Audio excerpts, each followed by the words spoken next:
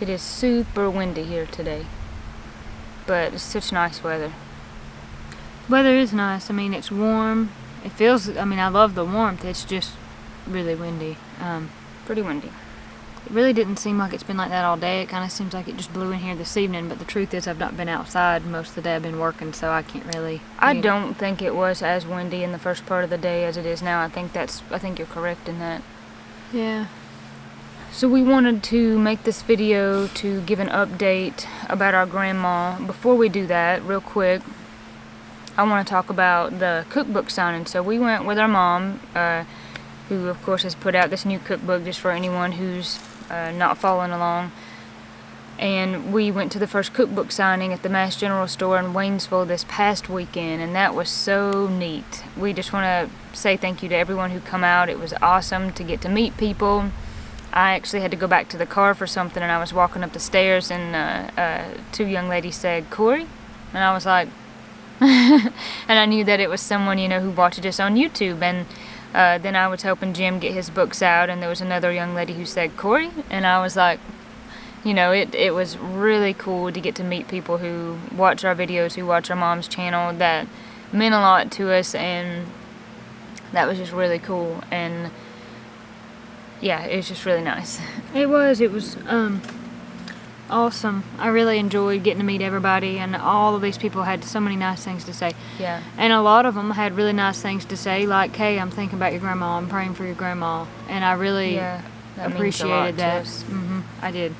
We really do appreciate that, and we got a card in the mail today. I believe Mom's got some, and that means so much that someone is willing to send a card saying that they're praying for us. That means a lot. Everyone who's commented, emailed, all those kind of things, that has really been touching to us, and I would say strengthened our YouTube family here, because we do think of y'all as family. We correspond with you in the comments and via email, and getting to meet some of you even, so I think so.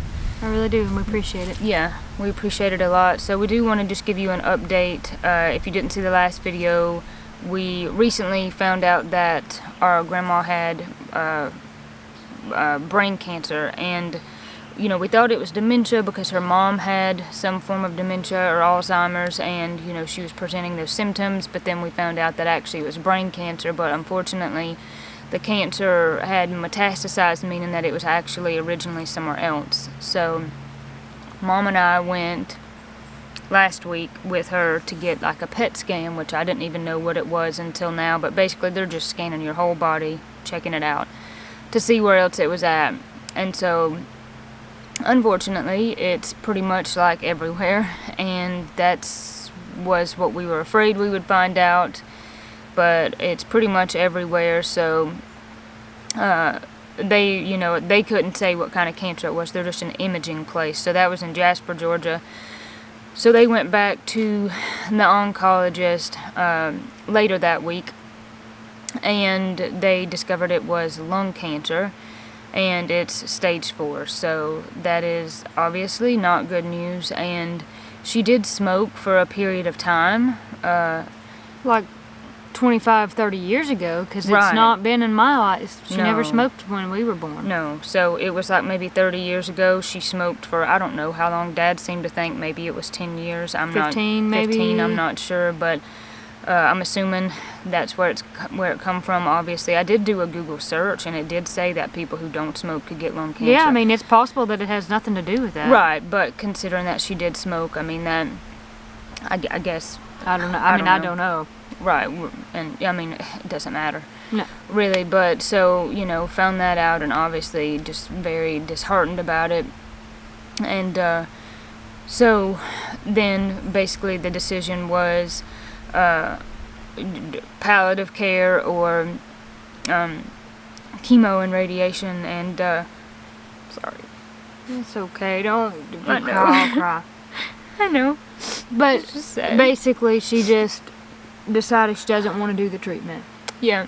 And she just wants to do hospice or some sort of treatment at home. I mean, Yeah. basically just keeping you comfortable Right. at home, because, and you know something, I mean, it'd be different if you were 50. It'd be different if you were, you know, if they said like, hey, we think you can beat this. Hey, we think we can get this out. But they never said anything like that. They never said, no. And they're not, for one, it sounds like I've not been to any of these doctor's appointments, but Mom said these are the sweetest people on earth, and they're godsend, that they've been so wonderful and so helpful.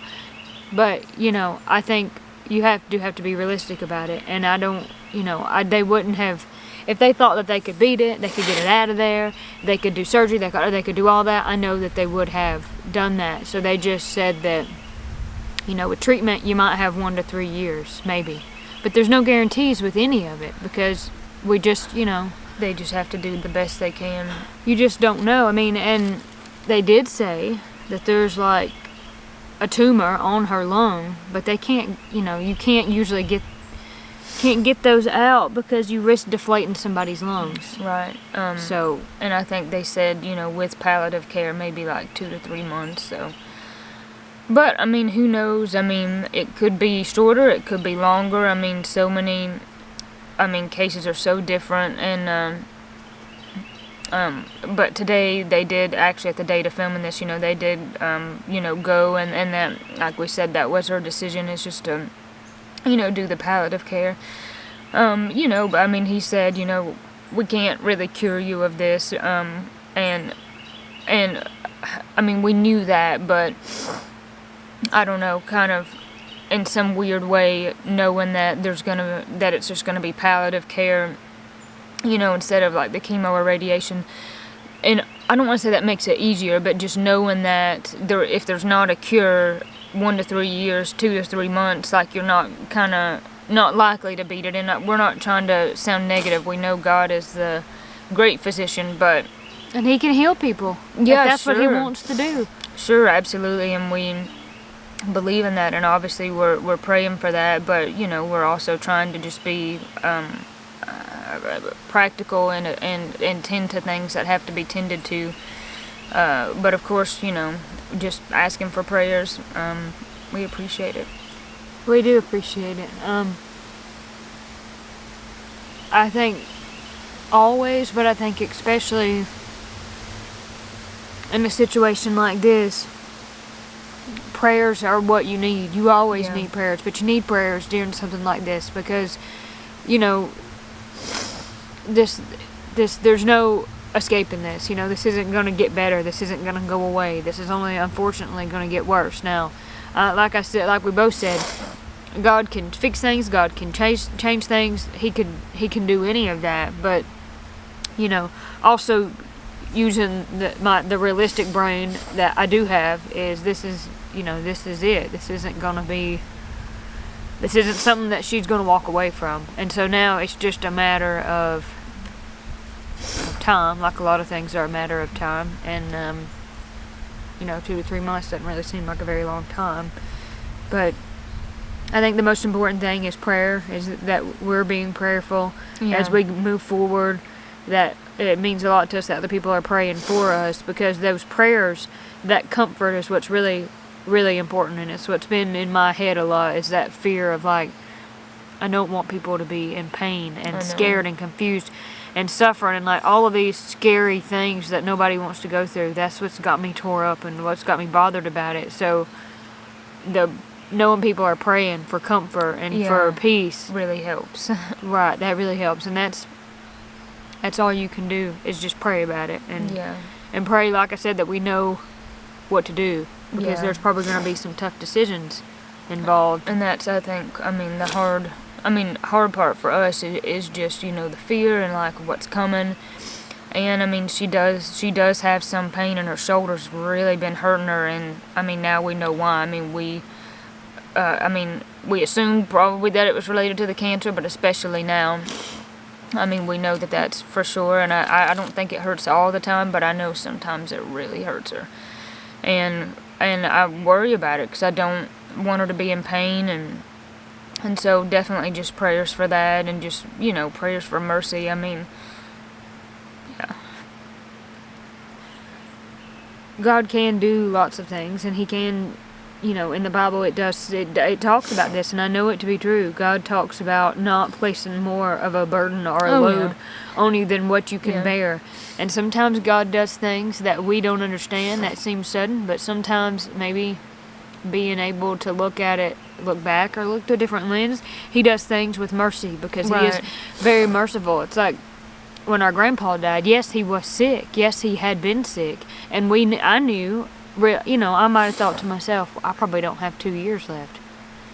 But the way that he died, we've talked about this before, seemed sudden, but years later I'm able to say, maybe that was mercy. Maybe that was God showing mercy, saying, hey, I know this is going to hurt y'all, snatching him up like that. Yeah.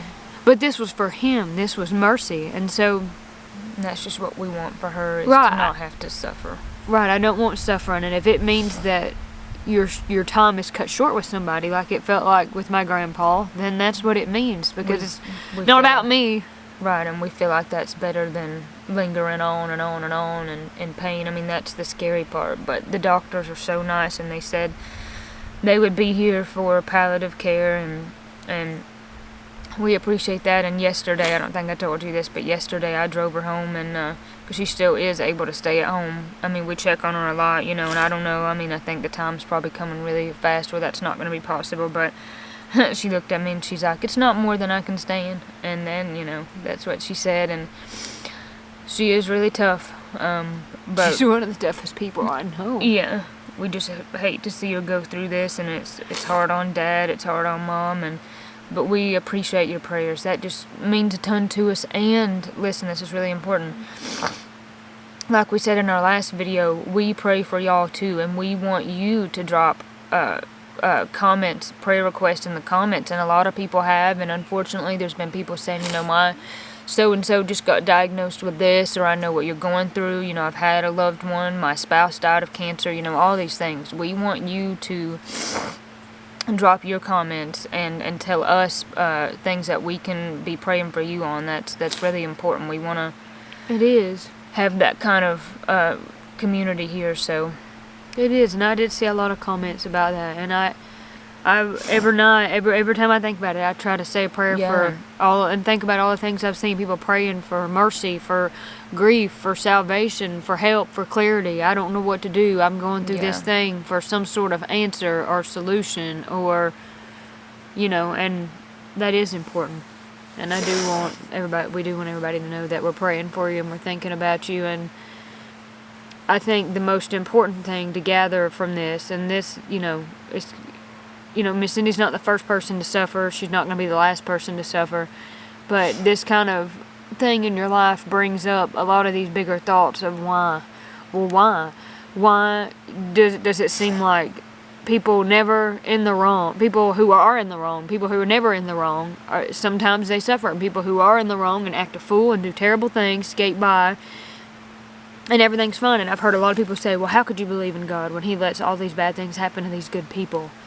But I know for 100% that this is not, God did not give my grandma cancer. This is a fallen world that we live in. It's not perfect. So if you're looking for an answer in your life right now as to why do these bad things happen, that's what's keeping me from believing in God. Why?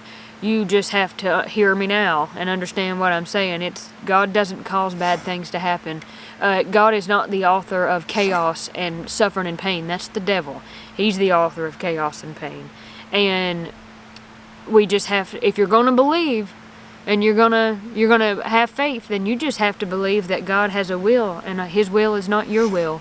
And if you do believe in him and you do trust him, then in times like this, you can bear it and you can get through it. Because if you didn't have somebody to cling to, like a lifeboat, then what would you do during a time like this? So God, no, he doesn't do bad things. Bad things happen, but God is ever loving and trusting and merciful. And even in the worst of times, you can still look and see evidence of his love and his mercy. Yeah. So, and his peace passes all understanding. But yesterday, her looking me square in the eyes saying, this is not more than I can stand. I recalled the place in Corinthians where Paul's saying, that God won't put more on us than we can stand. And I do feel like that was God saying, it's going to be okay. And That's really important. And God's got a purpose for everything, and we've all got an expiration date. As cruel and as bad as that sounds, but it's true.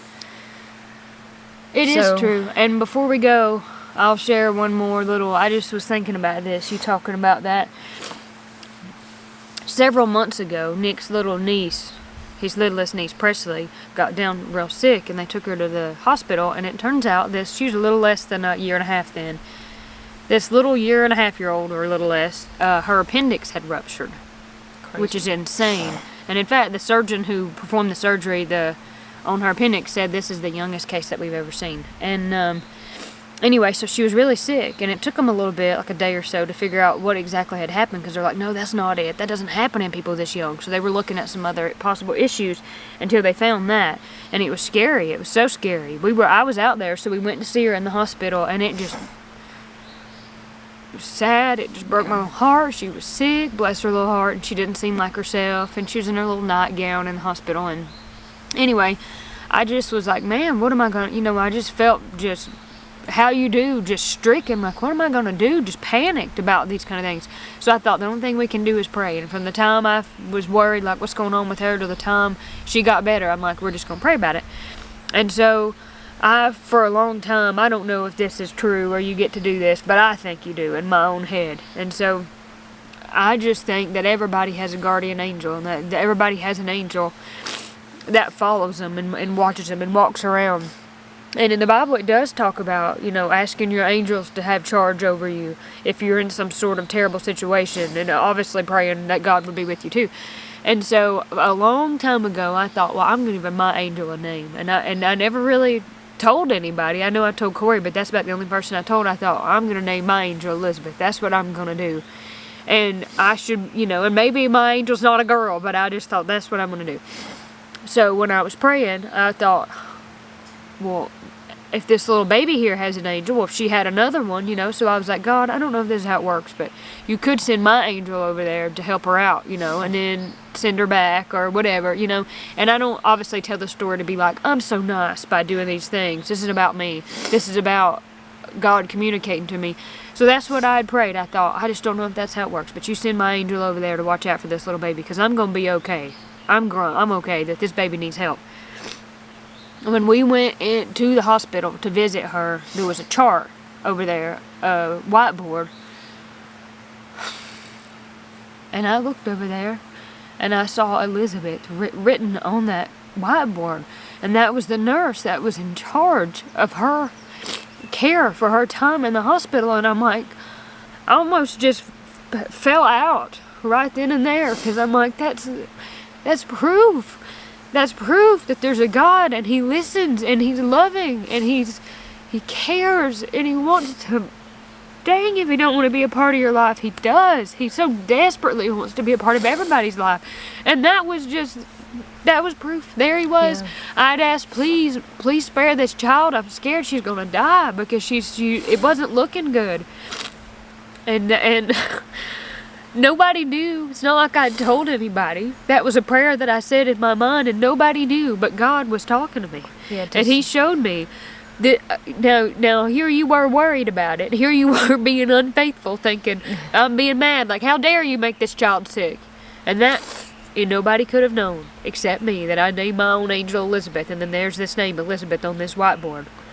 And I know that was God saying, if I'll take care of the birds and the bees, don't you think I'll spare this child? Don't you think I'll take care of this child?